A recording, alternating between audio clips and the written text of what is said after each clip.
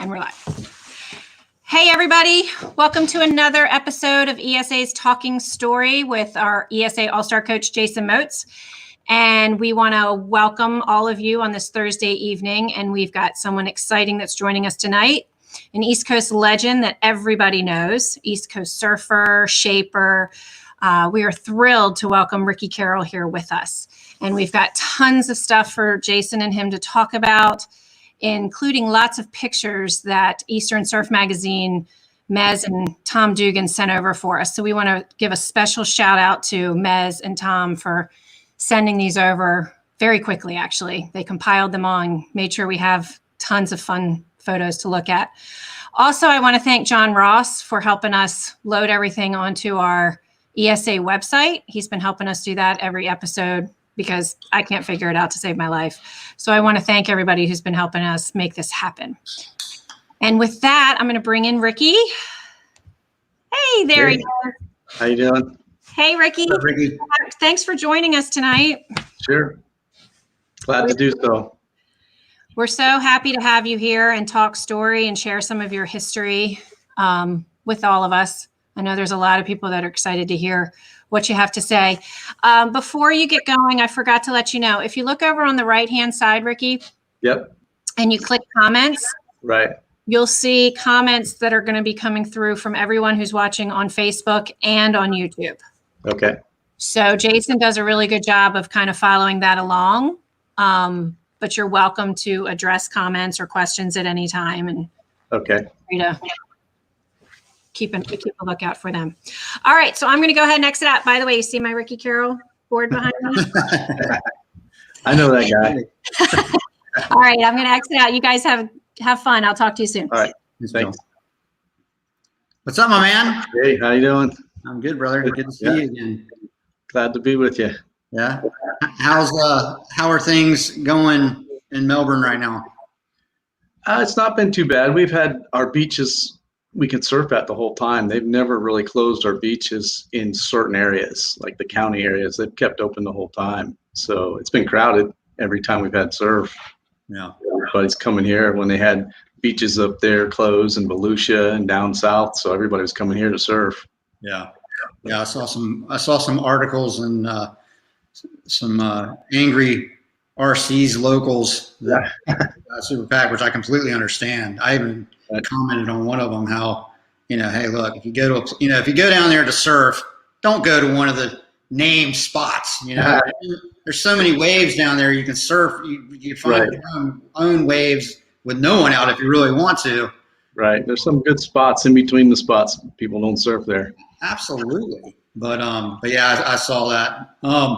Yeah, it's gotten better, I think, too, because we've got JU and UNF here. We got a lot of college kids. It gets really crowded in Jacksonville.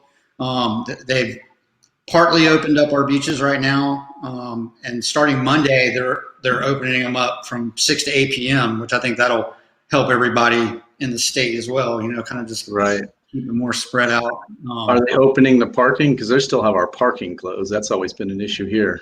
Nowhere to park. They haven't opened it all up yet. Like, on every block here, there's, especially in Jack's Beach, there's an area where, public parking. And right now on the actual streets, that's closed, but the parking lot across the street from the pier is wide open.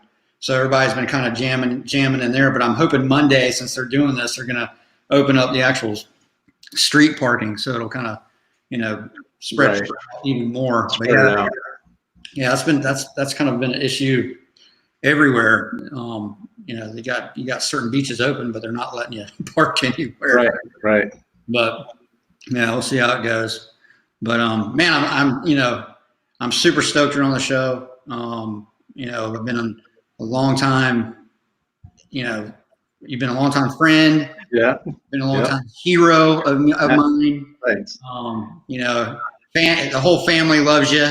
I'm sure my dad will be chiming in here soon, so we'll ignore him. But no, I'm just super stoked that to get you on here and share experiences and stuff. And usually where we start is just give us all a history of when you started surfing, what got you into surfing, and then from there kind of go into your competing, how you started competing, what you were doing, and then from there we'll go on to your pro career and then get into your shaping. So where were you when you first started surfing, and who kind of inspired you?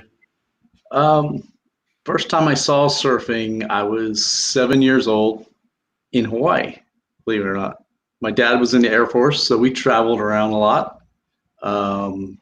We were living in Japan, and he had like a vacation time, and he wanted to go to Hawaii to visit some friends.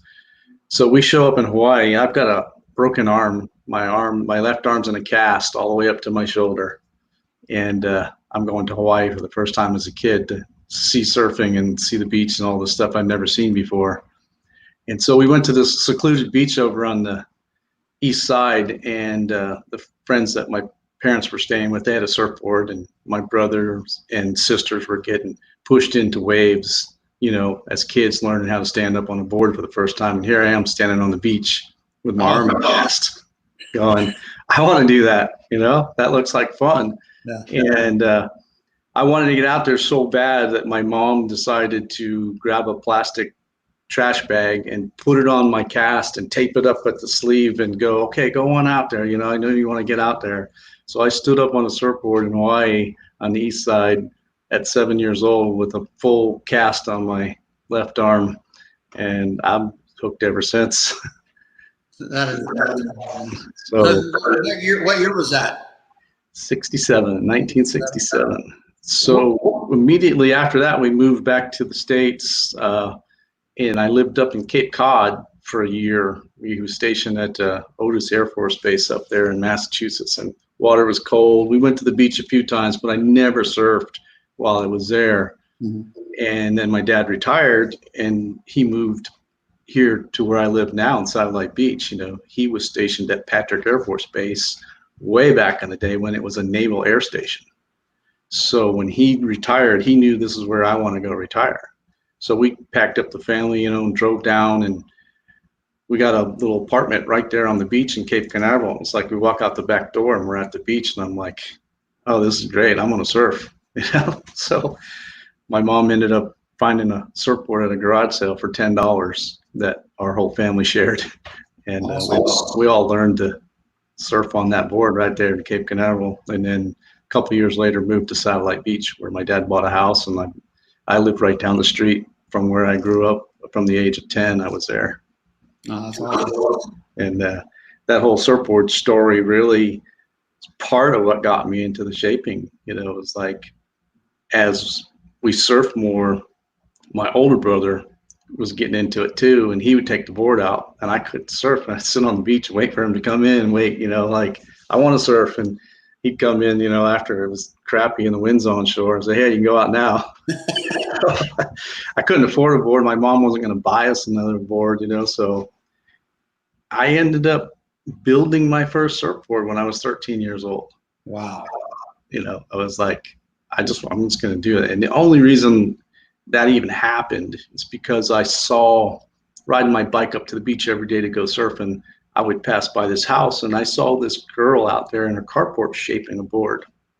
And I stopped one day, and I'm like watching her, and I'm like, what are you doing? She goes, I'm making surfboards. And so I started watching her every day, and I started thinking to myself, so that's how it's done. I could do that, And I ended up finding an old broken longboard on the beach, just the nose half of a longboard, and I took it home. I stripped all the fiberglass off of it, and I shaped my own board, and I have to give a lot of props to Marianne Hayes. She was the girl I watched shape the surfboard and actually glass it and everything. So I just watched her, and from watching, I just said, I could do that, and built my first surfboard, which was quite an undertaking. And it's not like I just shaped and glassed it and went out and wrote it. It was like probably a month-long project of saving money from cutting grass or whatever to get the money to go buy the resin and stuff, which is a crazy story in itself of building my first board. I went up to the local Ace Hardware store to buy the glass and the resin because they sold that stuff there.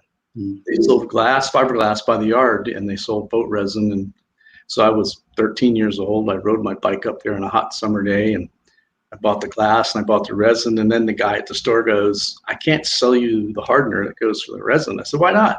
It's because you have to be 18 years old to buy the hardener. It's a chemical that I can't give to a minor. And I'm like, what? It's like, well, I'm going to go home and glass my board. And he goes, are you going to use the resin today? And I said, yeah. So he opens up the can of resin and he takes the hardener and he pours it in there and he closes up the can of resin and says, when you get home, just mix it up and it'll be ready to go. And I'm like, okay, cool. I didn't know anything. I rode home on a bike on a hot summer day with some resin catalyzing in a can. And anybody knows anything about resin, when you keep it enclosed and you get it going off, and it's like it turns into a volcano fireball and gets hot and cracks and smoke. So I'm setting up my board, I'm putting the glass on, I'm getting ready to go, and I go over and grab the can of resin and it's burning hot. And I'm like, wow, it's getting hot. I popped the top off. I couldn't even hardly get it halfway popped off. The top went flying off. Smoke came shooting out. Sparks. It was just smoking, and I'm in my mom's carport. I'm about ready to burn her house down, trying to make my first surfboard. I'm 13 years old. I'm crying. I don't know what's going on. My mom's coming out there. What is going on? What are you doing? I'm like, I don't know. So. After got done crying and stuff, I told her, the guy put the stuff in there. He must have put too much in. I don't know, So she took me back up to the hardware store and said, look, you need to show him how to do this, So the guy goes, well, yeah, you just mix this much in and then mix it when you're ready to use it. I thought he was going to use it right away. I'm like, yeah, I'm a couple miles away on a bicycle. so that resin was done before I got home. So I learned a lot, trial and error. Yeah. My first board. That's incredible, man. Absolutely. So what did, as far as your surfing goes, when did you get into contests and stuff like that? When did you decide you wanted to compete? I was probably in the 7th grade in junior high. I was probably 14 years old. I'd only been surfing a year or so, maybe 2 years. And they had a contest at the school, surfing contest, that they ran every year there was a Delora Middle School there in Satellite Beach. And so we had a contest, and they had the 7th graders and 8th graders, 9th graders all surf against each other. Actually, I was in the 8th grade, and I won the 8th grade surf competition, my first year, my very first contest. I was like, oh, that's pretty cool, so got the bug, I guess. And I didn't know anything about the ESA back at that time, but I think it was Bob Roman that told me about it. He said, they have contests, all the time in this organization called the ESA. You should join up and come to one of the contests. And I'm like, oh yeah, I'll do that. So it was at in the Atlantic Boardwalk. And back then, Freddie Grosskreitz and Diane, his wife, Grosskreitz, they were the ESA directors. So anybody who knows Freddie Grosskreitz, he's a icon in the surf industry and one of the best laminators there was. He just passed away a couple years ago. And really good surfer, really good guy. And him and Diane were like the directors that everybody feared because they were so on it. They were so tight. They got all the slots available. They really knew what they were doing, and they were really diligent and vigilant about, making sure that the district was the best district on the East Coast. And I believe it was, So I surfed my very first contest in the boys division, 14 years old. It was the last contest of the season. I knew nothing about the ESA championships and Cape Hatteras and all that stuff. I knew nothing about that. I surfed one contest, and I'm last place in the points. And if you look back in the day, that time frame, there were 30 boys surfing. There were 40 men. There were 40 senior men. The ESA district in Central Florida was huge. And I'm last on the list because I only surfed one contest. And one day I get a phone call from Freddie's wife, Diane, and she's like, hey, Ricky, do you want to go compete in the East Coast Championships in Cape Hatteras? And I'm like, what? She goes, we have a slot if you want to surf in the East Coast Championships. I'm like, really? I said, how does that happen? She goes, well, we went down the list and we had so many slots and we called all the boys in the division and none of them, parents wouldn't let them go or they couldn't get out of school because they used to run it there on Labor Day weekend. Yeah. And school was in session at that time. So a lot of kids couldn't go back then because their parents wouldn't let them out of school. And so I asked my mom, hey, can I get out of school and do this? And she was against it, you're not getting out of school to go surf, but she finally let me go and, went up there and surfed my very first East Coast Championships after surfing one contest.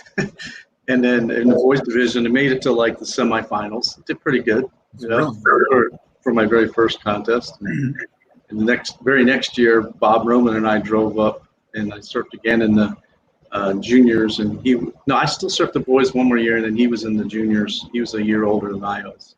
So we drove up together, and then I went to every East Coast Championships till I turned pro. I surfed every one. I don't think I ever missed one. I was in every one until I quit surfing amateur. Yeah. What was your top finish at the East Coast? In the men's, 4th place. I think I never won a title in the shortboard. I won an e-board title.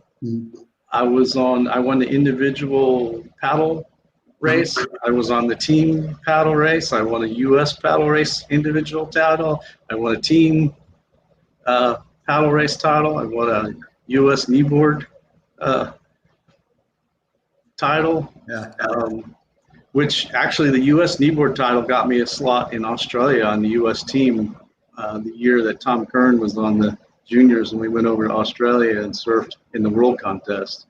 So I got a trip to Australia just by kneeboarding. That is awesome. It was because me and Jimbo Gaskins and a couple other guys, we would just go out and kneeboard just for fun. It was just, we were just having fun. We didn't want to sit on the beach, wait for another heat. So we kneeboard, we longboard, we did any division we could get in, paddle race. We were doing every division possible just to stay busy and sitting on the beach all weekend long.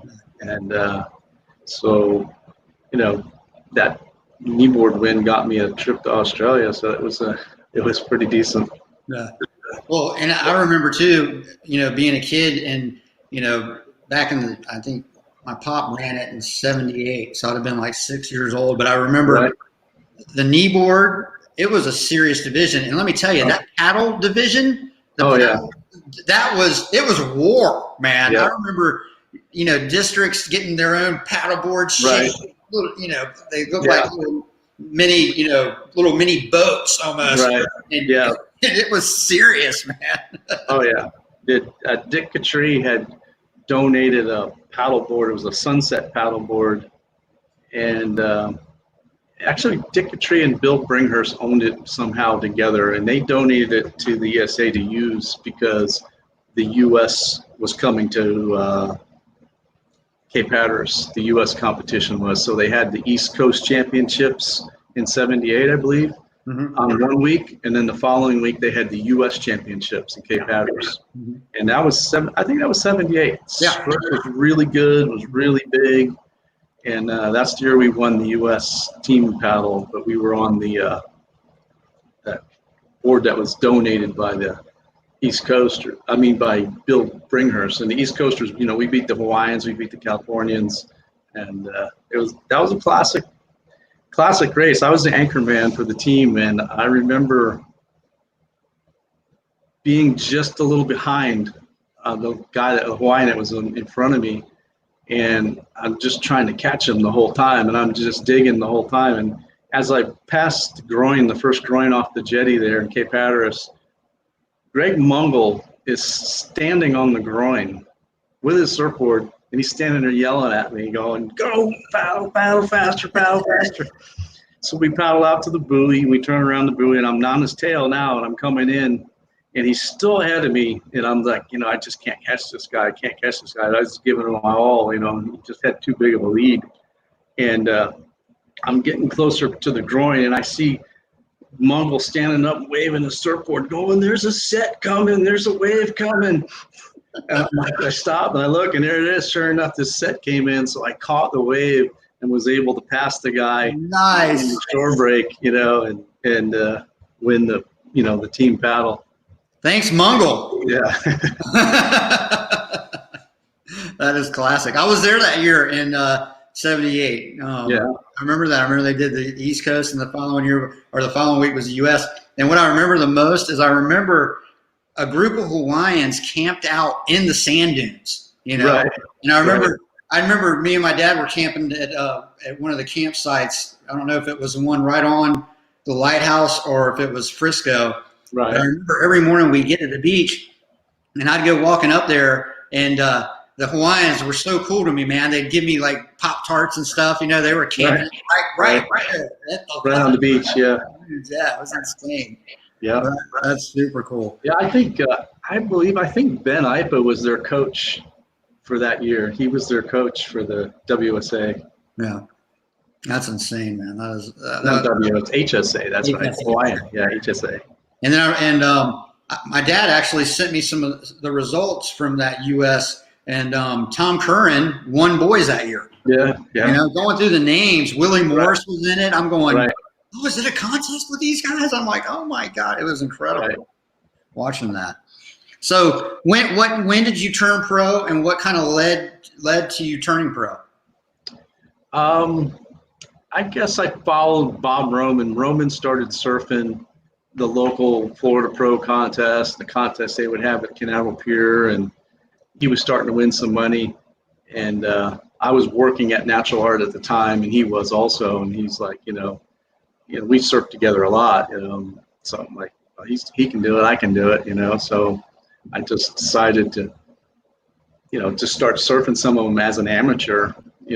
And back in that time, if you were an amateur and you surfed a pro contest, you had to sign a waiver saying that if you won any money, you had to give it back or donate it to the ESA. You could use it for a travel fund later down the road. But back in that time, you didn't get to keep any of the money. You had to give it back. And because they kept, and that was in the 80s, 1980 probably, 81, somewhere around there. Yeah, maybe not that early. Let's see. Yeah, 83, 84 maybe, around that time.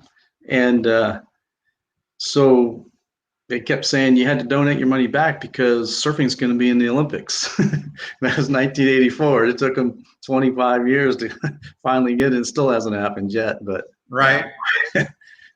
So I don't know how many contests I won money in. I didn't get any of it. I didn't get to keep it.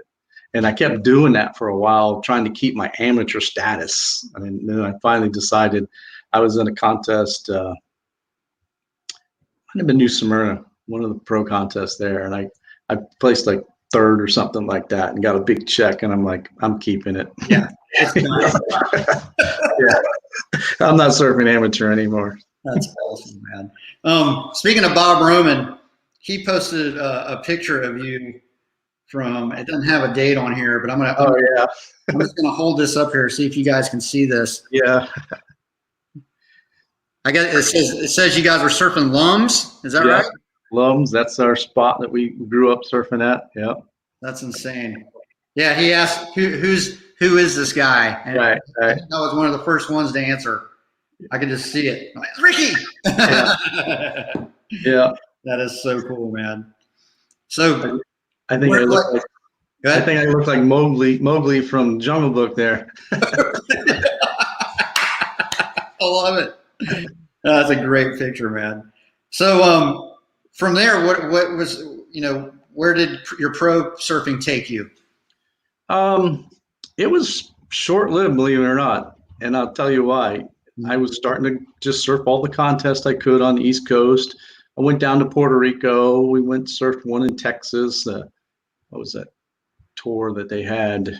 Sun Country had a tour where they did 3 or 4 contests. A lot of the sponsors did like a 2 to 3 contest tour type of thing where they sponsored 3 or 4 events on the East Coast. And they were all points for the, the world tour, believe it or not. There wasn't a qualifying series back then. Right. So every contest you surfed in, you got points. So if you could go travel, sure, you could get a lot more points towards, trying to win a world title. Mm-hmm. I think in the standings, after a couple good finishes, my best standing in the world title that year was something like 76 or something like that. That's about as high as I got. But I only surfed East Coast contests. I never really went anywhere other than Puerto Rico and up the coast. That picture there that they're showing there, that's Bob Roman and me with my Barracuda in the background. That's after driving back from the East Coast Championships in the Barracuda we drove up that year. He's holding his trophy that he won, and I'm holding a stack of 8-track tapes. I love it. What kind of board is that he's riding right there? Quiet Flight. I think Regis Chapinko shaped that board. Oh, very cool. Very cool. He rode for Quiet Flight, and I actually did for a little bit too. And then he started working for Natural Art, and he was the one that said, "You got to come work for Natural Art. We're looking for somebody to do ding repair." And I was doing ding repair, and that's how I started my career at Natural Art, was doing ding repair. Me and Bob would go in the factory at night when no one was there and just have fun and he was hot coating and doing other things, and I was doing ding repair. That is crazy. So I remember, I think it was 89. You guys went to Barbados and surfed a contest, and it was big. Oh yeah. And I think I want to say you made the semis of that contest, but if you go through the results, I think Juan Ashton won it. Kelly got second. Right. A young Kelly got second. A young Baron Knowlton out of nowhere made the final, and it was in some massive. It was really big surf. Yeah. That was Kelly's first pro contest. Mm-hmm. And, I watched Kelly growing up as a kid in ESA, from playing in the shore break to becoming a young pro surfer. And I remember that was his first pro contest. And we had a heat with, it was Kelly, Jesse Fernandez, Dean Randazzo, and myself. Whoa. And surf was macking, just macking. And it was barrel and soup bowls, clean. And, everybody's thinking Randazzo's going to kill it here because, he just had that big wave experience more than a lot of guys did. And he ended up too far up the point, and he caught too many waves that didn't connect, and Kelly and I were in the middle, and Jesse was right pretty much in the middle. And I remember catching this bomb wave and getting just insane barrel coming out and just going, and then they were calling scores for the very first time, and they were doing a different judging system. They were doing a score for the wave selection, a score for what you did, and then another score was like an overall. They had 3 judges, and that's one judge only did wave selection, and one judge did like what you did on the wave, and the other one was like an overall or style. I can't remember what it was. And I remember hearing my scores after that wave, and I'm just like, what? That was a bomb barrel. It should have been a better score than that. And I was kind of bummed, but then I'm paddling back out, and I see Kelly gets his wave, and he's in there probably twice as long as I was. And I'm like, oh, okay, little brat kid, get out of here. So I do remember, though, that I was really stoked because I came in, they started announcing the results right as we got in, and I got second. Kelly won the heat, and I got second. And that was like probably getting into the semifinals. It was later in the contest. So it was really fun. And Shane Horan was there, and, a lot of people came for that contest. And it was, now, I remember at the time, it was a huge event. Yeah. And then on top of that, to have Super Bowls as good as it gets, and just as big as it was. I mean, I remember, people were talking about that, back then, wasn't like now where you pick up the phone and find out what someone got. I mean, it's like people were coming back and talking about how good it was and all this. Right. And then, we waited 2 months before a mag came out where we could see the pictures and, get the results and all that. But yeah. I remember that. I believe it was the evening before the contest started when the surf started hitting. Only a handful of guys paddled out, and it was like Dean, Scott Bouchard, Danny Majado, myself. I think Todd Morcombe paddled. Danny and Todd were like 12 years old. I mean, they were young at the time, but they were like the up and coming junior stars, and we went out and surfed in that evening, and it was just the biggest soup bowls I'd ever seen. Mm-hmm. When I finally caught a wave, it's getting dark, and was trying to come in, I just passed the bowl spot, and where it breaks on the inside, they call pipelines. Mm-hmm. I was past that. I was riding somewhere down towards cow pens. I don't know where I was going. I came in through the reef over the rocks. It's dark out. It was insane. It was just, everybody's like on the beach, like, are these guys coming in? Because it gets that big. You're always trying to find a way to even just catch a wave, as far as getting in before the sun goes down. And it was one of those times where it was pretty hairy. Yeah, it's amazing, absolutely amazing. So let's kind of get into your what you are known for on the East Coast is by far one of the best shapers to ever come from the right coast of the United States. What we heard about your story about making your first board at 13. What made you say, you know what, I'm going to pursue this? I guess the opportunity working at Natural Art, doing ding repair, I was watching, boards going through and seeing Greg Lohr and Rich Price shape. And, it was one of those things. I think it was an East Coast Championships coming up. And I was like, you know what, I need to get a longboard made. And I didn't have the money to really, go out and buy a blank and stuff. And I took an old, I think it was a Rick UFO, believe it or not, an old 60s longboard that was pretty bad shape, and I stripped all the glass off of it, and I brought it in one night when nobody was around, and I shaped myself a longboard and started glassing and everything. And then Pete came in and saw the board, like, going to the factory, like, whose is this? Because you didn't see very many longboards at that time. Everything was a short board back then, twin fin glass-ons. A longboard was like, what is this doing in the factory? And he saw, he found out that I shaped it. And he's like, you shape boards? And I'm like, well, kind of. I've been doing it for a long time on this as a hobby. I shaped, I don't know, 4 or 5 years probably, just for fun. I didn't think I would make a career out of it. And it was during that time I was working as an auto mechanic.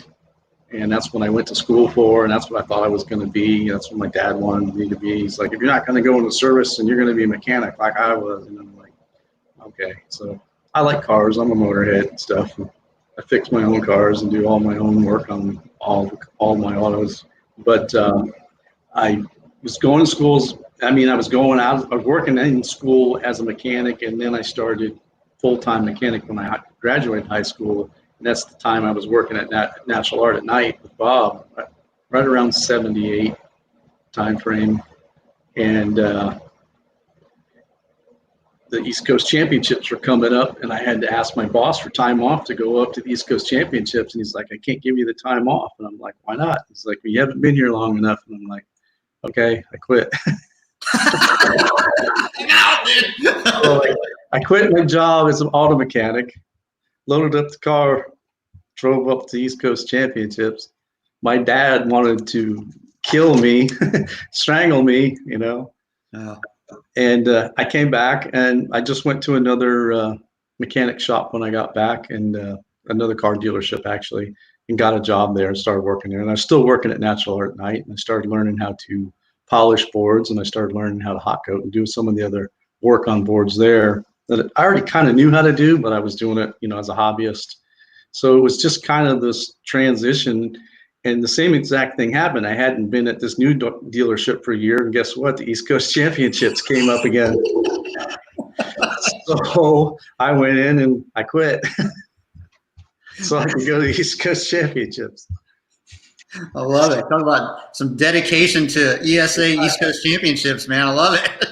When I got back, I remember my dad, he's like, so now what are you going to do? You're going to go work to another dealership? You can't just keep going around working all these places. And I said, no, I think I'm going to work full time at the surfboard factory. And he was like, what? I remember him verbatim saying, you're throwing your life away. Oh, and I was like, come on, Dad. He was like, no, you can't make surfboards for a living. Those are toys, that's not a living. That's just a hobby. That's something you do on the weekends in the garage. It's not a career. He didn't see it. And I guess that was a good determination to prove him wrong. It made me try a lot harder to, work harder at it. Yep. And it was during those years working at Natural Art that when I was trying to surf pro and shape and do everything there, it was like I was at a contest in Virginia Beach, the ECSC contest they had up there, and they had the pro event. And I drove up the coast with Pete Dooley and Bob Roman, and I'm surfing the contest, and I bomb out in the first round. And Bob's going through the contest, making it to the finals, and I'm like, I'm not going to sit here for 3 days, while they surf. The surf was small. Yeah. And I told Pete, it's like, I got boards I could shape back at the shop. I'm going to fly home and I'm just going to go shape. And he's like, yeah, it's cool. So, I want to do that. So I caught a plane, went home. And it was that time where I said, you know what, I'm just going to surf pro contests here and there when I feel like it, just for fun, because I'm going to concentrate on becoming a shaper. And that's what was the turnaround for me to really knuckle down and learn how to do it. That's insane, man. That's awesome. So who were you making, did you ever start making any boards for Bob at the time? No, Bob actually started shaping boards right at the same time I did at Natural Art.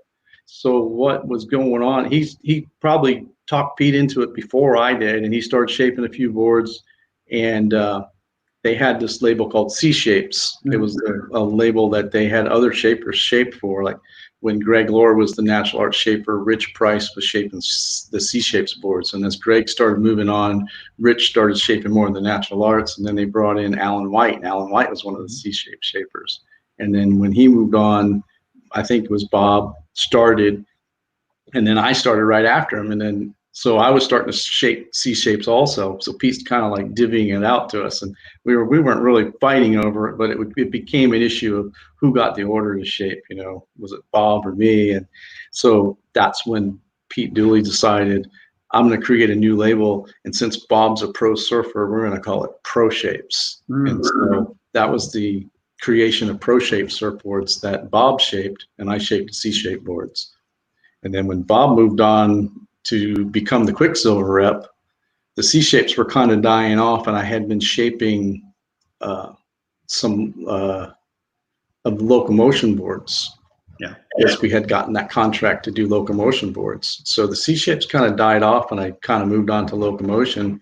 And then when Bob left, Pete didn't want the Pro Shapes label to completely die. So I started shaping the Pro Shapes again. And that's when we started getting surfers like Danny Malhado surfing for us. And then when Shane Horan came on, he was actually riding Pro Shape surfboards. That was his sponsor, not really Natural Art. Pro Shapes was the sponsor of Shane Horan, and I shaped his boards.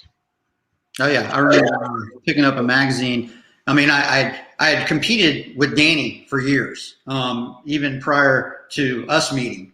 And, he was riding, he rode your C Shapes for a while. And then he also started when we were really young. And then I remember him riding the Pro Shapes as well. And, what was really cool about that is, Kelly was very influential and, especially when we were little kids and what we rode. But for me, Danny was as well. I mean, the boards that he was making, a lot of the boards, like when Kelly came out, we all started riding much shorter boards. Right. I remember grabbing a hold of one of Danny's boards, and the rails were very foiled down, whereas the boards that we started riding that were just shorter just had real boxy rails. Right. And that was the first time that I remember going, man, I want a board that the rails feel like this, Right. Yeah. But real quick, I just want to read just real briefly some of the guys that Ricky has shaped for here, and it's absolutely an incredible list. And we're going to start out with world champ Justin Quintal for one, and then we have Shane Horan, Larry Bertelman, Buttons, Sterling Spencer, CJ and Damian Hobgood. Of course, we already mentioned Danny Malhado. young ripper named Taylor Brothers, who I used to love to watch surf. Yeah. That kid killed it. And then 2 incredible young ladies, Connie Arias and Rachel Preston. Yeah. Our newest team rider is Abby Yates. Abby is ripping. Yeah, ESA All-Star.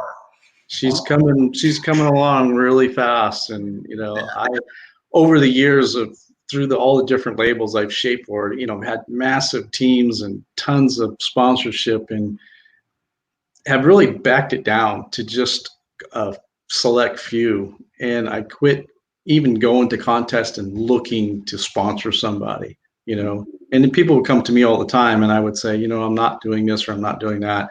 And I just shied away from that sponsorship a lot and tried to just work with a key couple people. And when Abby came along, she was 9 years old surfing at my beach, and I saw this little 9-year-old charging it with reckless abandon and just determined that she was going to get out, determined she was going to catch a wave and surf. And when her dad came to me and said, we would like you to make her a board, I'm like, yeah, I'll make her a board. I made her a board. And then the very next board, her improvement was so fast. I said, I'm going to give you a team price on the board, and she's just improved immensely, and she's just getting better every day. Yeah. We just recently, she surfed in the Roxy Pro Junior and Coco that I was, went to, and I didn't even know she was supposed to be in the contest. And I got there, and for the day before, she's out there free surfing, and she's like, my heat is tomorrow this time, and I'm like, oh wow, I didn't even know you were doing it. She ended up making the semifinals. She had a couple of heats where I was going. I called Michelle and said, Michelle, she could win this. I mean, she could win this contest. And unfortunately, the waves just didn't come to her in the set. But yeah, man, and she's this, you paddle out and she's, happy and hey, what's going on? She's all over the place. I mean, she's awesome, man. So you got a definite winner in her without a doubt. I look forward to seeing what she does next. Absolutely. Yeah, kind of like Justin, when he started riding for me, he was just moved back to Jacksonville from Hilton Head, and he had been riding John Tolley's boards, and he started surfing for Sunrise Surf Shop. And it was Dan that said, you should talk to Ricky about getting a board. And him and his dad, the whole family came down and shaped him his first board. Wasn't even a longboard, a shortboard back then. And I saw the promise in him really quick. I was watching him at one of the, I think it was an NSSA event at Sebastian Inlet, and he was riding a longboard, and I'm like, I said it to his mom or somebody. I said, that kid's going to be a world champ one day. And sure enough, he managed to pull it off. Well, and all it took was him getting, we've been watching, the WSL or the ASP, that do these longboard things, and they were having this guy's the longboard world champ, this guy's the longboard world champ, and it was like, I'm watching Justin surf right down the road going, dang, guy, he's blowing these guys away. And it just took him getting into the contest. Once he finally got in, it was like, he just took it, but I remember as a young kid, and not only, that's the thing people don't understand, don't get it twisted. He is a world champ longboarder, but let me tell you something. He could be a successful pro riding a shortboard. The guy is amazing. Yeah. So, as a young kid, even before he moved to Jacksonville, I remember us going up to East Coast Championships, and he would be killing it on his shortboard, making it through heats, and all of a sudden he'd get on the longboard and do the gnarliest hang 10 I've ever, of anyone in the whole contest, men, boys, mini humans, whatever. And it was like, goodness, this kid's incredible, man. So now I was stoked when he got hooked up with you, and now you guys have Black Rose. Tell us a little bit about Black Rose and all that stuff. Yeah, after Justin been riding for me for a while, he had his own model. We called it the JQ model, and he started thinking about what's going to be next for him. If the pro career goes away, what's he going to do? He wants to be involved with surfing, so he came up with his own line called Black Rose, and it took us a while to put it together and figure it out, but it's really working really well. He basically owns the brand. It's his company, and I shape the boards for him. But we work together almost on every design. And the first, premise was to take some older classic style boards that he rode that he liked and do a new style version of that board. Like the very first one we did was called the deviated septum. That was a Hansen or Hobie, Hansen competitor model that he had, and we took it and we took the basics of it and just revamped it and made it new and keep the old style with it, but make some upgraded changes and things that he wanted. At the time, he was a lot lighter surfer too, so he was trying to ride these big old boards. We had to tune them down for him so he could handle them. He didn't have that much weight on him at first, so it took a little bit to get a board that what we came up with was a longboard that nose rides unreal, but it's easy to handle. It's not a log that you're just hanging on. I get on some of these old school boards and it's like I just feel like I'm hanging on and I'm not riding it, it's riding me. Absolutely.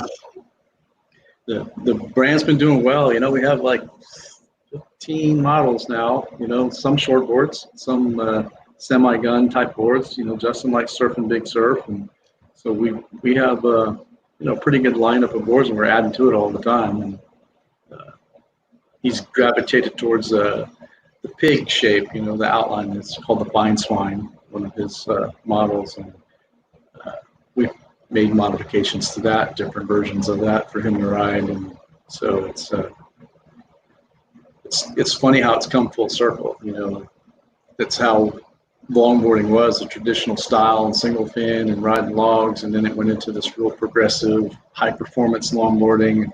You weren't going to win a world champion unless you could whack the lip on a 9-foot board, and now you're not going to win a world championship unless you can hang 10 for 10 seconds. So it's come full circle in the whole professional longboarding circuit. No, I think I think that I like the way that it's come back, because I for me personally, I can't tell you how many amateur and professional longboard contests I entered, and just because I could hit the lip was doing good. And to me, I love, don't get me wrong, I love to go out there and play around, have fun on my longboard. But to me, incredible longboarding is someone that can go up there and stand on the nose of the surfboard. That to me is what longboarding is, the drop knee cutbacks and all this. And if you want to hit the lip, get a shortboard and go hit the lip. So I like that it's come full circle, and and Justin had, Justin's taken it to a whole nother level. The stuff I'm watching him do, it's beyond anything. Anything. He's creating his own style. He's creating maneuvers that no one's ever done before, on top of the most incredible hang tens, hang heels, all that stuff that he's doing. Yeah, he's so smooth and just so talented. He makes it look easy, and he's doing stuff that's so difficult, and people are thinking, "Oh, that's not that hard," because he makes it look too easy. Yeah, he does.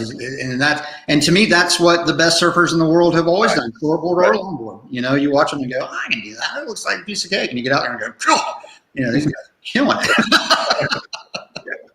No, I actually surfed with Justin like I think it was last Thursday or Friday. We had a little swell.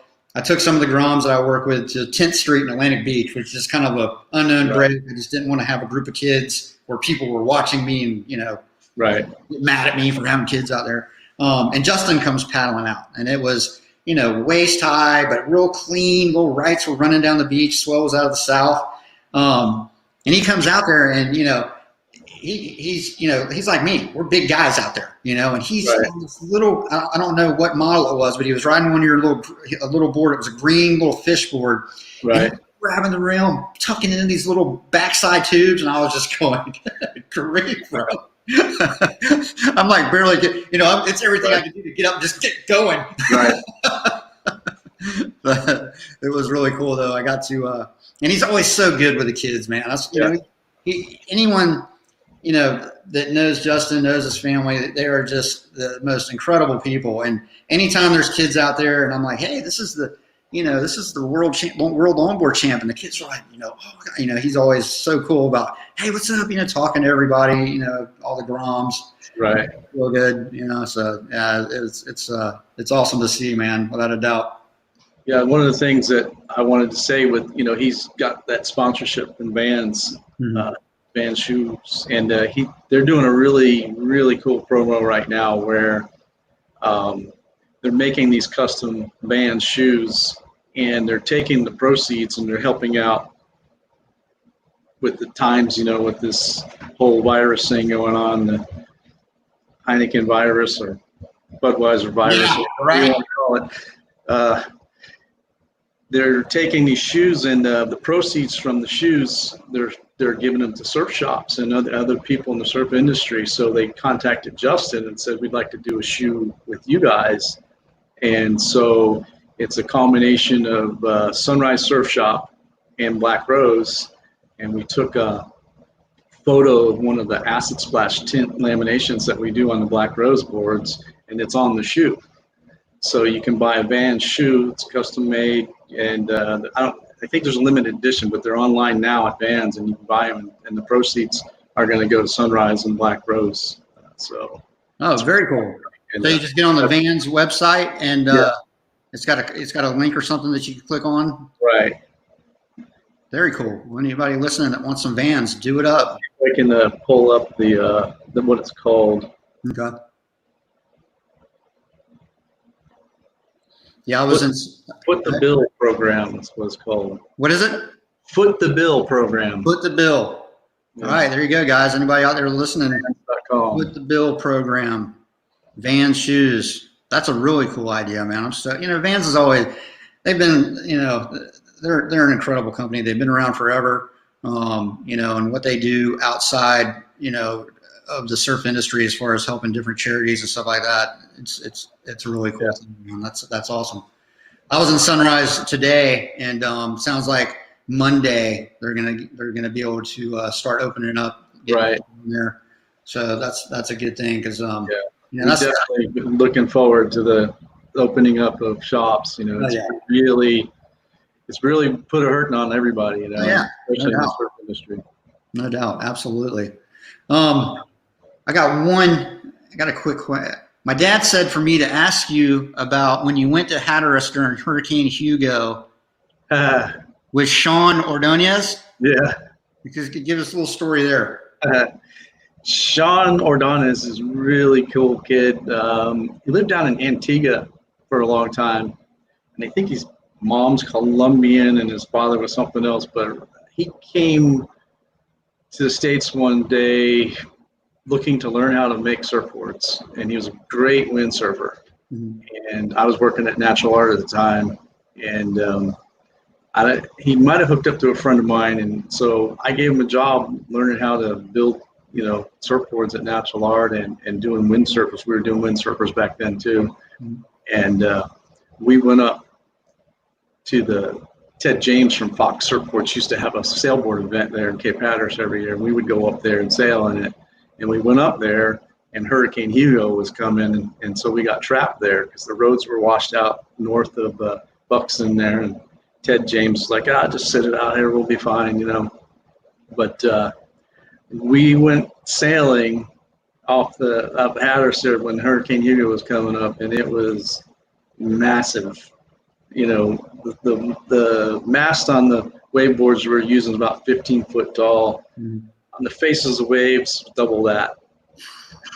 And so we're out there windsurfing this crazy sideshore wind off the Cape Hatteras there in Buxton. And I ended up doing this big jump and landing wrong and couldn't get started again. Finally got up, the next wave completely just barreled right over top of me, and I was trying to get going. Broke my mast, I lost my stuff and had to swim for a couple miles. Finally found my board and had to get in through the shore break, which was insane. And you know how Cape Hatteras shore break can be. Just think about when faces are over 30 foot out there. And so, I don't know, I ended up probably halfway to Rodanthe. I'm walking back to the beach, walk of shame. Nobody knew where I was at. Did your equipment survive? The sail and mast and everything was all ripped and torn up. I got the board though. I made it in with the board, and that was it. So dragging the board by the fin, the foot strap on the back, walking back up the beach. How many miles I had to walk back to get back to where everybody was at. Good grief, man. Yeah, we got, talking about Ted James, we have a similar story. Me and Mitch Kaufman went up there when Hurricane Floyd hit. Oh yeah. And Ted James Jr. was with us. I think this was we had eaten dinner the night before with Ted Sr.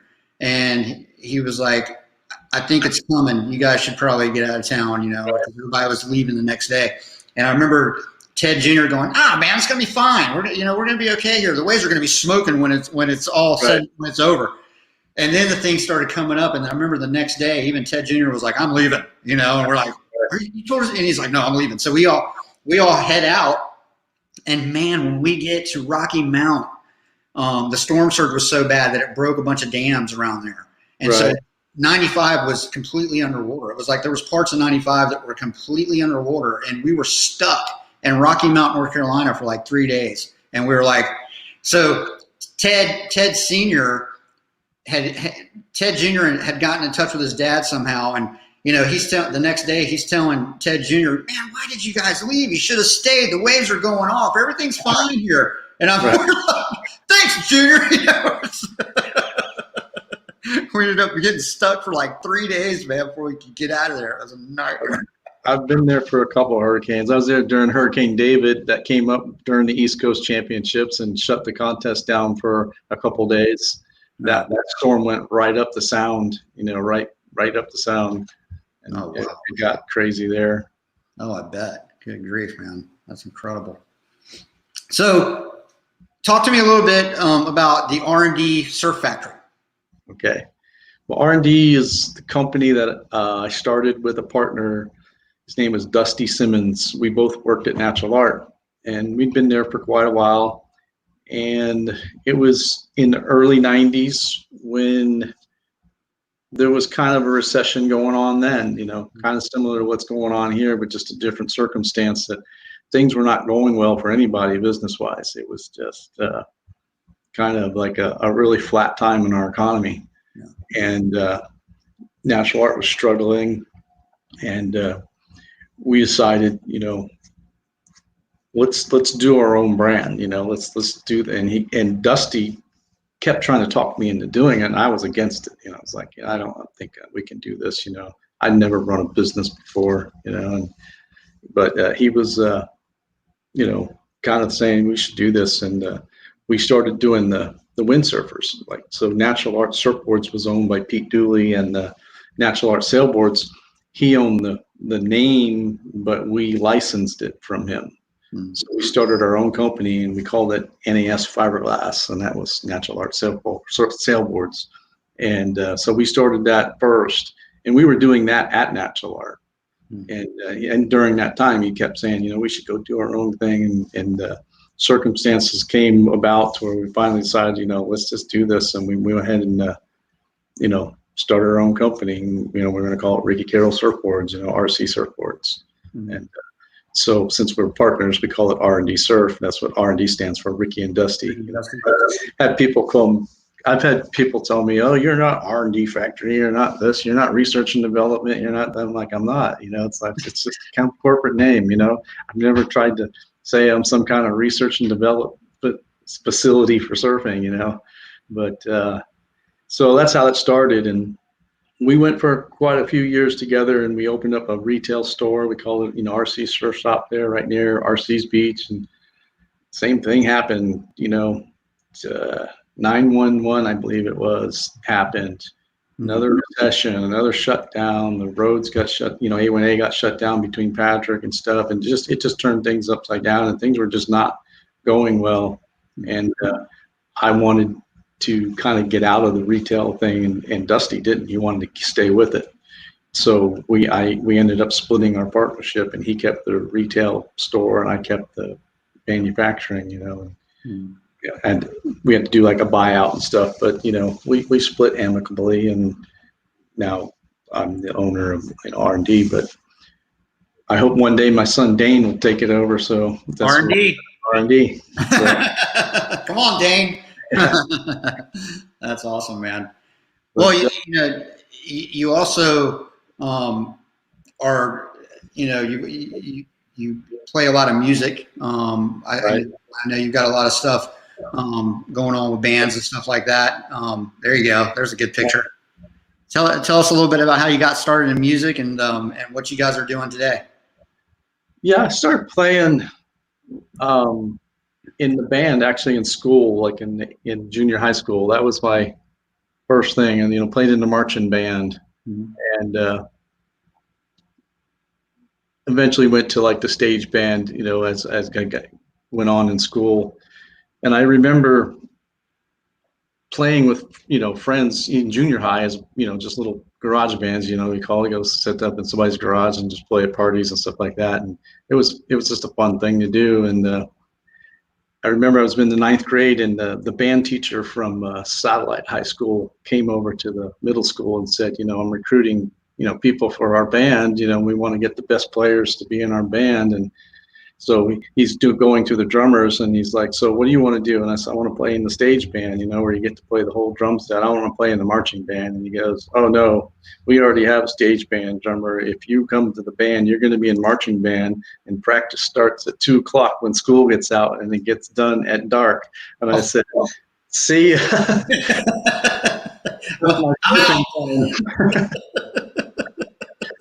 quit. So I didn't pursue the music thing in school anymore, but I ended up, playing in bands. And, I, in high school, played a gig at a local bar when I was 15 years old, just in high school, my first year. No, actually, yeah. I had my restricted license. I remember I was 15, so I was in junior high school. And my mom, we used to practice at this place, and she didn't know what was going on. I told my mom, I'm just going to band practice. I loaded my car up with my drums, drove up to the bar. The bouncer at the bar is like, what are you doing here? I'm like, I'm playing the drums. And they're like, no, you're not. And I'm like, well, yeah, I am. I was 18 at that time. So they put a wristband on me. So you can't drink, but you can play. And then when on break, you got to go outside. And so I played my first gig at 15 years old. And the place was called something else back then in the day, but now it's a place in Cocoa Beach. Everybody knows it's called Coconuts. Oh, so that was the first bar you played in? Yeah. That is awesome, man. Yeah, everybody knows Coconuts. Heck yeah. So it's always just been a passion of mine than playing music. I've always enjoyed it, and stuck with it. Played with different bands over the years. You see in the background, you see the surfboard hanging up. It says Carolyn and the Dawn Patrol. That's the band I play in now. And we got the girl who runs the band, Carolyn. She's a Cocoa Beach City Commissioner. She's an aerospace engineer. She plays guitar. She sings. She's good looking. Is that her name on the surfboard behind your head right there? Yeah.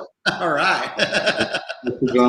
I'm in my office here, and in my office we turned into the band room where we practice. So it's cool. And when I feel like getting away at the shop, I can come up here and just start playing the drums and take out some frustration. Yeah, absolutely. Well, and you guys are doing some pretty cool things with everything being shut down and all that. Talk to me, let everybody know exactly what you guys have been doing. We've been doing what we call band practice. We do it Wednesday nights at 8:00, and you can log on Facebook, and Carolyn and Dawn Patrol, and other people are sharing it. We're sharing it on our website, Ricky Carroll Surfboards, and we just do band practice. We'll play a set of songs, that we either know or working on, and then as it goes on, we'll start going into practicing and talking about what we're doing. And it's just a fun thing to do, just to keep playing, because if you stop playing for so long, you don't play out, and then you go out and play out, and you're like, oh yeah, I forgot all this. Right. So it's just a good way to keep playing and keep the band name out there. And we're working on a lot of new stuff, music wise anyways, trying to change it up a bit. We play quite often. We play a couple times a month, different places here in Brevard. We end up in Daytona a little bit. and it's fun. It's a good getaway. Like a lot of people think surfing is the best getaway, but for me, sometimes I go to surf and then somebody wants to talk about boards or talk about business, and I'm just like, I just want to surf. Right. You get away from it. So when I'm playing the drums, I'm not Ricky Carroll. I'm just the drummer. Yeah. So it's No, it's fun for me. Just to get away, do something different. No, very cool. I totally get it. And then you also you guys started making your own beer. Is that right? Yeah, we're not actually making it. We had a brewery do it. We went through a couple breweries till we got something going, and it's called Bug Nutty Brewery here in Cocoa, and we call it the RC Pineapple Tiki Beer, and it's a pineapple flavored beer, real easy to drink. It's not real strong. It's got a kick to it, a 6.0 alcohol content, and you don't drink a lot of them, but it's a real refreshing beer, and it's something we've been working on, and we haven't gone to market with it completely yet, but we're working on that. This whole shutdown thing definitely took a toll on everything. No, I gotcha. Very cool, man. So what else you got going on? I'm seeing a comment here from your dad here. Yeah. Talking about Sean Ordonez. Yeah. See, that's what happens. We get to talking, and I forget to go through some of these comments. To see, we got some questions over here. Brett Henderson posted a link, but I can't tell from here what it is. Yeah, Pop's talking about Sean. Sean jumped it. Sure enough. Oh, talking about your board. Yeah, we before we went up to one of the contests he's talking about, we made a really lightweight vacuum bag slalom board, and something that you would just race with, not something you would go out and jump waves with. The wave riding boards were built a lot stronger. Yeah. So we're up there, the surf's big, and Sean's like, "Hey, can I take my new board out?" And I'm like, "No." And he's like, "Well, we're gonna have the race in the ocean. I want to take it out." I said, "Don't take it out. It's too light. It's so fresh. We just built it right before we got up there." I said, "Just give it a day." It's like, "No, I won't jump it. I won't jump it." And sure enough, he gets on that board, takes off. First wave he hits, jumps it, lands, buckles the board. He comes crawling back up on the beach with his buckled brand new board that we just built, and I told him not to take out. And I was just like, "Go sit in the truck." just go sit in the truck. I can't even talk to you. You're on restriction. Yeah. That's awesome. Yeah, I mean, I remember, Pop, you guys were doing that event up there for a few years, and I remember, him going up there and getting to hang out with you, and coming back to, just had an absolute ball with you. I know he misses you. Yeah, we always had a good time in Hatteras, and even in the events they would do up in Jacksonville, I would come up to here and there, and he'd come down and sail the events here, and. Windsurfing was a big thing for me for a while. I did it, and as a shaper, I learned a lot shaping windsurfing boards that really pertains to surfing too. And they're so opposite in many respects, but you can learn a lot in rocker, in volume, in foil. There's all these things that are the same. They work differently. In the two.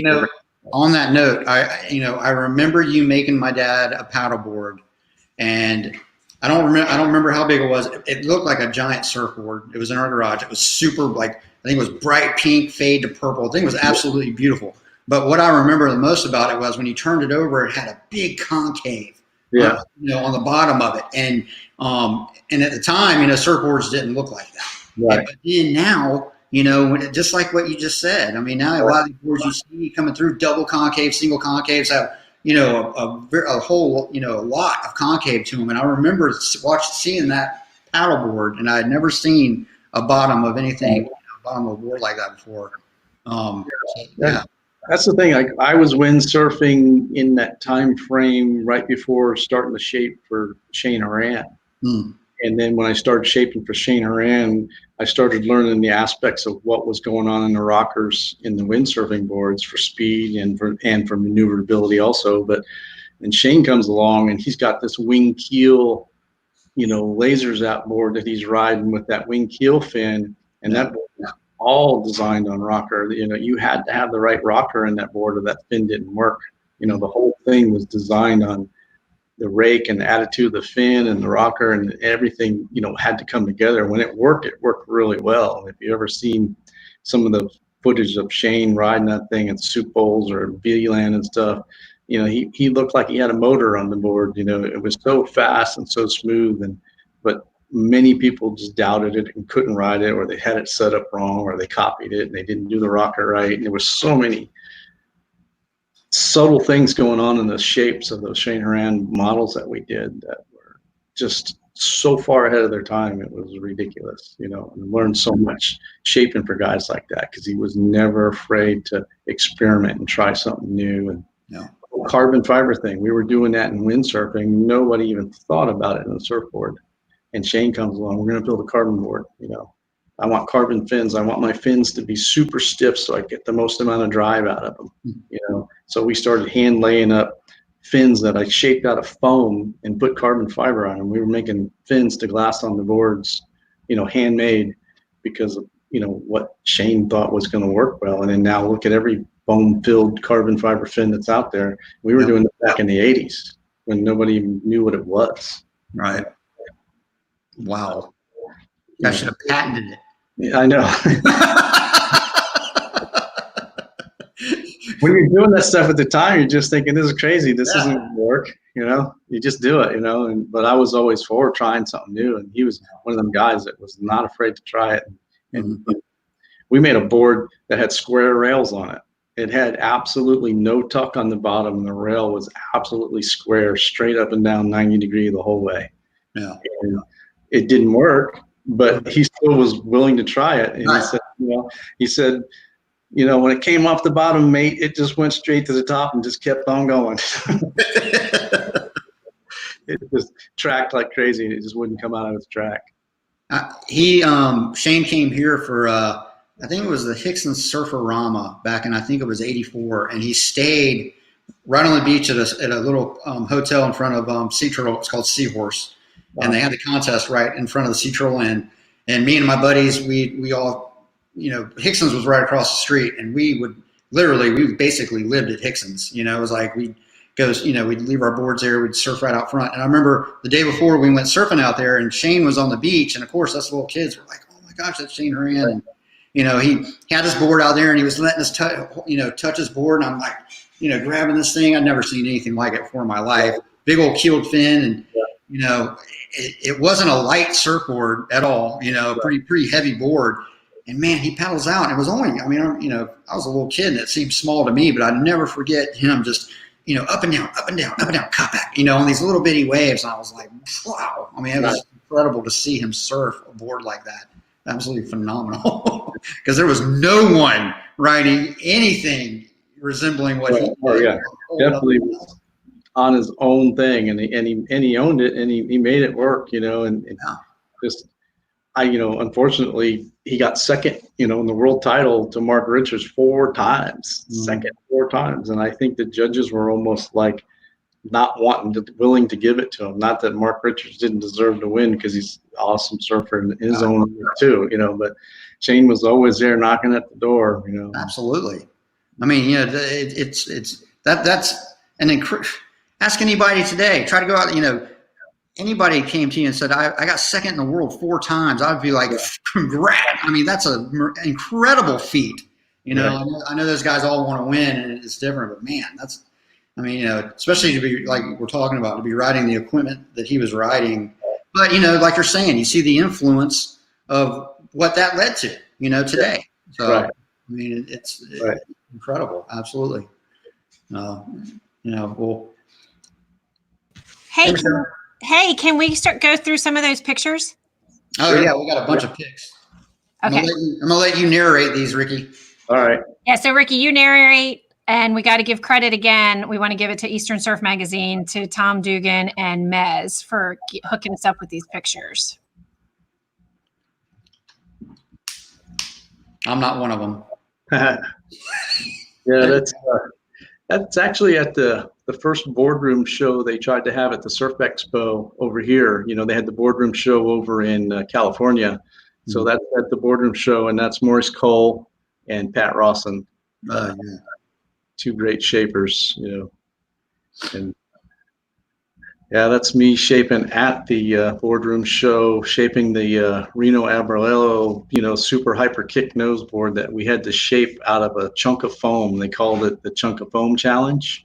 So we had to shape a board out of a block of styrofoam using only one power tool, no templates, no measuring devices. Oh, look at the kick in the nose of that thing. Super hyper kick nose. It was a inner island board that I think him and Brewer shaped together, and the whole idea was this flat rocker board that would go really fast and big waves, but they wanted to flip the nose up so much because they felt it was going to purl because it would be going so fast. When I talked to Reno about it, and when he saw the board that I shaped, and he saw it, he's like, "Yeah, that board never did work." Very cool. Oh, there we go. That's the old first peak that isn't there anymore. It's Sebastian Inlet. Oh, yeah. Yeah, back in the day. Riding an RC board, so that's not that long ago, you know. Yeah, so was that like 90s, 91, 92? Probably 92, 3, somewhere around there. Okay, gotcha. Oh, yeah, nice one. Oh, there you go. Yeah, I remember that picture. That was taken in Daytona Beach, believe it or not, when they had the very first Boards and Waves Expo in Daytona Beach. And the waves were really good that day, and we all went out, and I think Tom Dugan took that off the hotel, out of the balcony in the hotel. Geez, you could tell somebody that was Mexico and they believe it. That's awesome. That's at the Surf Expo when we were honoring Richard Munson for the shape off there at the Surf Expo. That's Richard Munson, Kenny Briel that does Savage surfboards, and of course Matt Keckley. Nice. That's Pete Dooley. Oh, Pete. Yeah. Very cool. We put an RC sticker on his little on his wheelchair. I saw that. That's me and the young Justin Quintal. Look how skinny Justin is. Yep. Probably say the same thing about me. And me. Tom Dugan took that photo. That's at RC's, I believe, back when you used to be able to park on the little road that led to the beach there, like at the end of Scorpion Lane there. And that was my old Trail Duster 4-wheel drive that we used to go up to Hatteras in every year to go to the East Coast Championships. That thing saw a lot of East Coast Championships. Hey, the best part of this picture we can't see because of the banner. I wish you could see Ricky's socks. There we go. The socks. Hey. Short pair of Quicksilver short corduroy surf shorts, walk shorts. Hey, the socks have come back, dude. Those socks would be cool today, man. That's an island surfboard, and the story behind that was Kirk Cottrell had island water sports down in Deerfield Beach, and he ended up opening a bunch of franchise all up and down Florida, island water sports stores. And when the locomotion contract ran out at Natural Art, and I was shaping locomotion at the time, and Island was a big locomotion customer. He decided, Kirk Cottrell said, well, let's just make our own brand. And he made this Island brand that I shaped for a little while before starting to shape the Pro Shapes again. And that's what that board is about. And the old Martin Potter airbrush. And I like it. Freestyle fins. Yep. Remember those boxes? Oh, there we go. C-shapes. C-shapes, yeah. That's I'm wearing Sundex there. That looks like it could be East Coast Championships. I remember those jerseys way back in. That could be, or a sun deck contest. I'm not sure. Oh, yeah, it could be. Yeah. Yeah, that might be one of the sun deck contests they had. That board there was a little 5'6" or 5'8" fish. I still have that board, believe it or not, because it's the board I won the most amount of money on as a pro surfer. Oh, that is awesome. That is so cool. And that's the boardroom show in California where they did the shape-off competitions. And that's Mark Richards there, and that was the third shape off that I was able to win, shaping a copy of one of his boards. Now, did you send that to Shane Horan and say, "Hey, look, I beat Mark for you"? Mark's a great guy. He's always one of my idols and heroes, and that competition to me was like one of the most nerve-wracking out of all the ones I've done. That one was the most nerve-wracking because I had won the first two, and then I lost, and so they weren't going to invite me back again. You got invited back if you won the competition. So when I lost the third competition to Pat Rawson, I was like, well, I'm done. They're not going to ever invite me back, And then when they started having the honorees, pick the shapers that they wanted to shape in it, Mark Richards picked me because he watched me shape in the second one that I won, the Bill Castor one, and he was just really impressed with my shaping. And I got to know him after that, and through Pat Rawson, and him and Pat are good friends, and got to know him after that second shape off. And it was a few years later, and he invited me to be one of the guys. And so coming back, I had 2 wins, and another shaper, Wayne Rich, had two wins also, and he's a California shaper, and this competition sell to California, and I'm like, I don't want the California guy to get the 3 wins and one up me, so I was under a lot of pressure to bring it back to the East Coast, and then I'm also shaping for my idol and my hero, and so it was like, I remember not sleeping the night before. I mean, I was so nervous. I was like, and I'm never nervous in any of these competitions or shaping in front of people. It's like I've done it for so long, I'm pretty comfortable with it. But I was like beside myself. I mean, I was freaking out. I just knew I was going to blow it because I was so worried that the Californians were going to be able to say, hey, we got the best shaper. He's won it 3 times. So winning that competition, kind of solidified it for me and the East Coast, bringing it back to the East Coast again. Heck yeah, man. That's awesome. Incredible.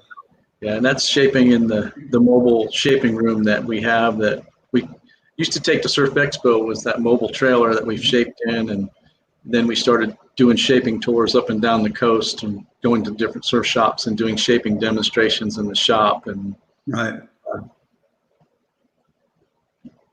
Oh, there we go. That's an old shot. I think that's Barbados. That's an old C-shapes board. Mm-hmm. I believe that's in Barbados.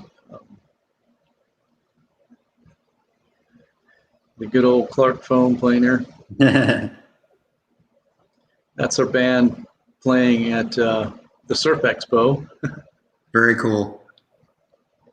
Yeah, me playing the drums again there. Nice. That's a picture of my son Dane. Hopefully, we'll be the D in R&D Surf one day. Absolutely. And actually, I believe that's Scott Bass maybe talking to me. Oh, in the background? Yeah, he's the guy that does the boardroom shows in California. I believe that's him. Dane's a great sander. He's a great board builder. He can do everything on a surfboard. He learned like I did. Start from the bottom. And just doing repairs and learn every aspect of building a surfboard. And he can do it all. He's a really good surfboard craftsman. Takes after his dad. That's it, man. Absolutely. Very cool. Well, and one thing I want to say real quick is I want to thank Mary Ann Hayes. Oh yeah. She sounds like she's the one that got it all started. Back when we were 13. That's a really cool story. And I also see on here that she was also East Coast Surfing Hall of Fame. She was inducted in the East Coast Surfing Hall of Fame in 2006. Yeah, I actually was the guy, the inductor. I got to talk for her, and I had to ask for that position because I respected her so much and just felt like I owed it to her. And I told a funny story about us going to Cape Hatteras for the very first time. I went to Hatteras when I was about 14, and she and a friend of hers were going to drive up, and then a friend that was my age in school was friends with this guy that was going to drive. And he's like, you got to come to Cape Hatteras. We're going to go camping out and surfing. And I'm like, yeah, I want to do that. So I go home and tell my mom, I'm going to go camping in Cape Hatteras. And she's like, what? You're not going to Cape Hatteras and going surfing? And she goes, why don't you just go down to Lums and surf at the end of the street? She had no idea what a surf trip was all about or any of that, Awesome. And so, after looking at the surfing magazines and stuff, and I'm like, yeah, I want to go. I've never been anywhere surfing. I only surfed at Lums at the end of my street. And so I told, my friend Roger was like, I don't think my mom's going to let me go. And he goes, you got to go because I'm going to be the young guy there and it's going to be Marianne and Terry. And, I want you to go. And so he told Marianne and she decided, I'll go talk to your mom. So she comes over and talks to my mom and says, he'll be fine.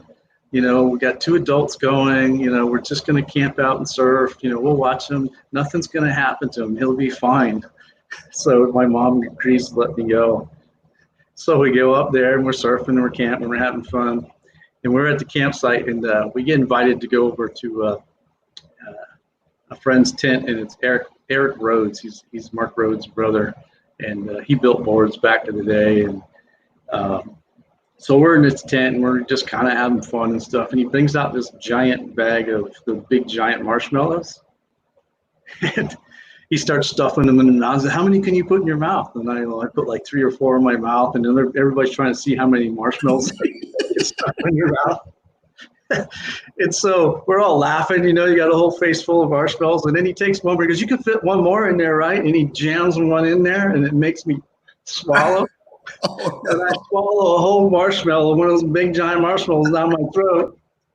And then I can keep swallowing it, right? And I try to keep swallowing it, and it's just stuck in my throat. I stand up, I pull all the other marshmallows on my mouth, and I'm going, and everybody's laughing and looking at me. Oh, look at him, he's being a clown, You're about to die.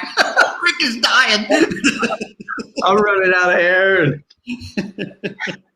then they start freaking out, and Marianne's friend Terry, he's hitting me on the back, and he's trying to get the marshmallow out, and it went on for a couple minutes. It was a long time. It wasn't a couple seconds. And everybody said I was turning blue, and I was just like ready to pass out. And then Marianne stuck her finger down my throat. It made me cough up the marshmallow. The marshmallow was flying out, and then she had her dog. Her name was Lucy. The dog ran over there, grabbed the marshmallow, and ate it. So, when it all said and done, it was like, so we're not going to tell my mom about me on my first surf trip to Cape Hatteras. Right. Oh my gosh. Yeah, that's good. At least you didn't have to go to the hospital or anything. That would have been really bad. Yeah, so that was my first trip to Hatteras. I almost died on a marshmallow. Oh, that's amazing, man. Well, Ricky, I could sit here and we could talk for days. You know, I love talking with you. I want to thank you again, for coming on and sharing these stories with us. Like I said, I've known you forever. I love you. I appreciate everything you've done, for me in the past, my family in the past, the industry, ESA. I want to thank you for coming on here for us. And wish you the best luck. And one thing I want to say too, if you're in the Jacksonville area, Sunrise Surf Shop has all Ricky's boards in there. Go in there and check them out. He's got the Black Rose. He's got the fishes, the longboards, all the Quintal models are in there, and they're insane. And I wish you all the best in the future, my man. All right, thank you. Thanks for having me. I appreciate it. You're on mute, Michelle. Sorry, I do that every time. Thank you so much for coming on here with us. That was fun. We want to have you back and do another one. Sure, I will. It was fun. Yeah. All of your stories are pretty funny. And I can't wait to get my new board. Oh yeah, we got a new board here waiting for Michelle on our next trip up the coast, which is going to be maybe next week. We're going to try and come up the coast. We're working on that. I just have to show everybody what my favorite board is. Oh yeah, definitely. That's my favorite one. But anyway, thank you so much. We love you, Ricky. We love how you support the ESA and you support all the East Coast surfers. And we are so excited to have you a part of the ESA family. And can't wait to see you. Can't wait to see you in the water. Yeah. I'm going to take you off the screen real quick, but you're still going to be in here. So go ahead and go so you can scan through the comments, because there's a ton of great comments that we want you to see before we exit out. So I'm just going to take you down. All right. And Thank Jason you. and I will say goodbye to everybody. All right. Thanks for having me. Oh, that was fun. Thank you, everybody. Thanks for tuning in for another episode of our Talking Story. Can't wait to do it again with you guys next week. On Tuesday, we have Brett Barley scheduled for Tuesday. And then on Thursday, we have Asher Nolan coming on. And we also have our very first ESA online judging course that starts on Monday, that we want to encourage all of our ESA members to register for. It's going to be the whole month of May. We're going to be offering these judging courses with WSL judges, and really important information. We want surfers of all ages. You don't even have to surf in the ESA. Even if you're just a supportive member or sponsor and you want to help out at our local contest to judge, we encourage you to register and sign up for these classes. Also, we just want to thank again Eastern Surf Magazine, Tom Dugan, and Mez. Yeah. Not only did they provide us with the photos for tonight's Talking Story, but they've done it for every episode we've had so far, and they've done it really quick. So they have tons of photos of all these guys, and we really appreciate them getting it to us. Yes, thank you, guys. And Jason, we want to thank you again. Another great job.